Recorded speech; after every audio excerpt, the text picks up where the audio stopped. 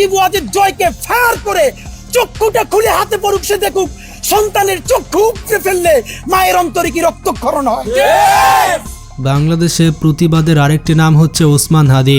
বর্তমানে তার বক্তব্য বিভিন্নভাবে আলোচনায় এসেছে। জুলাই বিপ্লবের এক অনন্য কাণ্ডারি হচ্ছে ওসমান হাদি। তার জ্বালাময়ী ভাষণ এবং বক্তব্য শত্রুদের গায়ে আগুন ধরিয়ে দিয়েছে। তো চলুন আজকের এই ভিডিওতে ওসমান হাদির ভাইরাল কিছু বক্তব্য দেখে আসে। এই সকল বক্তব্যের কারণে ওসমান হাদি সবার সেরা। যারা যারা ওসমান হাদিকে পছন্দ করেন তারা ভিডিওটিতে লাইক করে দিন এবং চ্যানেলটি সাবস্ক্রাইব করে ফেলুন। ওসমান হাদির 5 নম্বর বক্তব্যটি হচ্ছে এটি। দেখতেই পাচ্ছেন রিকশার উপর দাঁড়িয়ে ওসমান হাদি কিভাবে নেতৃত্ব দিচ্ছে। সত্যি ফ্যাসিবাদের বিরুদ্ধে এক অনন্য যোদ্ধা হচ্ছে ওসমান হাদি।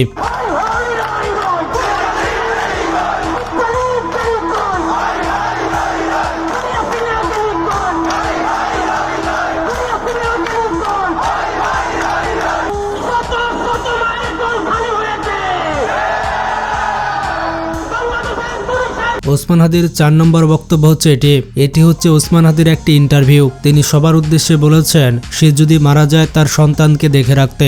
মন খারাপ হয় যে আল্লাহ যদি আমাকে কোনোদিন নিয়েও যায়, তো এই যে ছেলে মেয়েগুলো, মানে আমি আল্লাহর কাছে সবসময় দোয়া করি। আপনি জানেন যে আমার আল্লাহ একটা সন্তান দিচ্ছে, 3 মাস ওর বয়স। আমার বাচ্চাটা তো আমি 3 মাসে 30 মিনিটও খুলে নিতে পারিনি। তো আমার ওয়াইফ খুব মাঝে মধ্যে আর কি মজা করে বাচ্চারে বলে যে ইনকিলাব মঞ্চের মুখপাত্র তোমার সাথে দেখা করতে আসছে।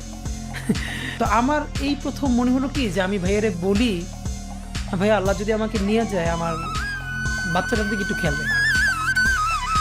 এটা হচ্ছে ওসমান হাদির 3 নম্বর সেরা বক্তব্য। ভারতীয় গোয়েন্দা সংস্থা রয়ের বিরুদ্ধে তিনি এই বক্তব্য দিয়েছেন। তিনি এই বক্তব্যে ভারতীয় আধিপত্যের বিষয়ে কথা বলেছেন। তাহলে এরকম তুমুল হত্যার পরে যখন গৃহযুদ্ধ হয়ে যাওয়ার কথা সেইটা হয় নাই, বরং এখনো এখানে এস আলম হাজার হাজার কোটি টাকা নতুন করে হাসিনার সাথে মিটিং করেছে। ইলেকশনের আগে বড় বড় ফিগারকে এখানে অ্যাসাসিনেশন করা হবে, গুপ্ত হত্যা করা হবে। পুরো এখানে ভারতীয় আধিপত্যবাদ এখানে সব থেকে বেশি অ্যাক্টিভ আছে। এখানে আওয়ামী লীগের হাজার হাজার কোটি টাকা, তার সচিবরা, তার পুলিশরা, তার পান্ডারা সব রয়ে গেছে। এটি হচ্ছে ওসমান হাদির দ্বিতীয় সবথেকে সেরা বক্তব্য। এই বক্তব্যে তিনি গোপালগঞ্জের বিষয়ে কথা বলেছেন। এই গোপালগঞ্জ জেলাকে ভাগ ভাগ করে বিভিন্ন জেলার সঙ্গে মিশে দিতে বলেছেন তিনি।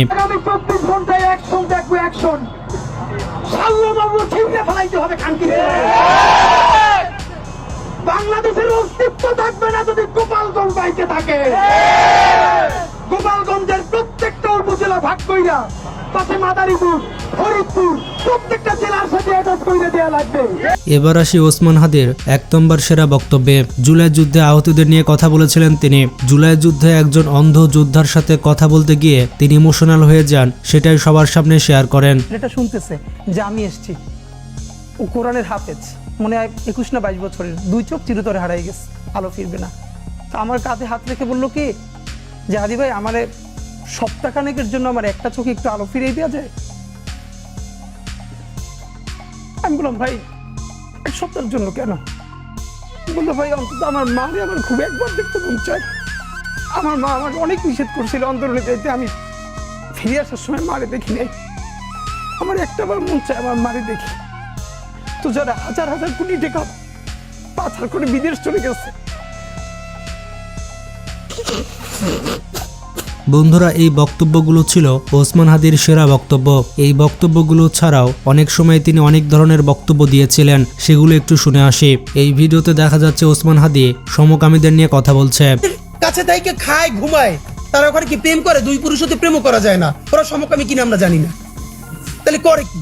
এই বাংলাদেশের তথ্য কোথায় এখন নাই? এরপরে হাসিনা সেখানে আসে, মানে করে কি?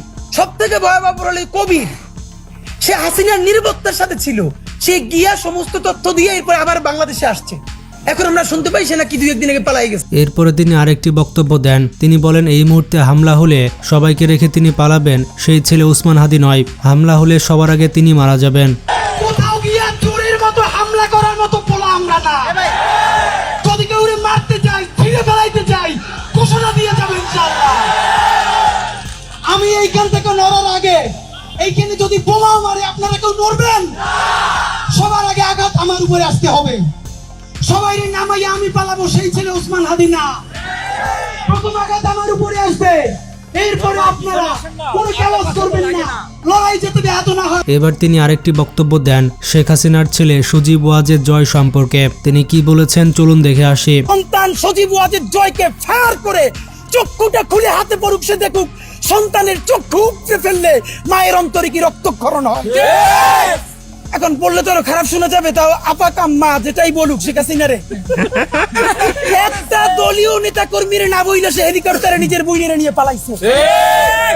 এদেশের নেতৃত্ব বেগম খালেদা জিয়া দেশপ্রেমী, সন্তানদের সামনে নিয়ে 111-এর সময় বলছে যে আপনি খালি দস্তখত দেন যে আর দেশে রাজনীতি করবেন না, 2 সন্তান সহ চলে যান। কোকোকে হারাইছে। তারেক রহমান আমার খুব মনে আছে, এখানে পিজি হসপিটালে আমরা তখন ছোট, 111-এর পর যখন তার পিজি হসপিটালে আনছে ঘাট দাঁড় করাইতে পারে না, বেগম জিয়া দৌড়িয়ে আসছে দেখতে, মার কোলে মাথা রাখতে পারে না।